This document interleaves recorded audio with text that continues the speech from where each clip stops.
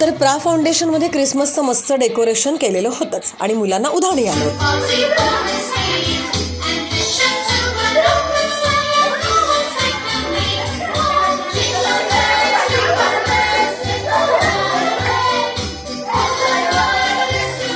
पण तुम्हाला दिसलं का आमचा सांता जरा वेगळाच दिसत होता. त्याचं कारणही तसंच आहे. आमच्या सांताचा ड्रेस आलाच नाही वेळेवर. आता काय करायचं.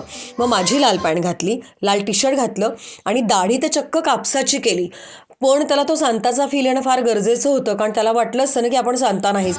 फायनली तो सांतासारखा दिसायला लागला.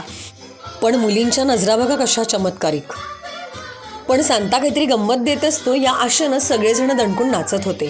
म्हणजे फक्त सांताच्या काहीतरी देण्याची वाट त्यांना होती आणि ती वेळ अजून यायची होती.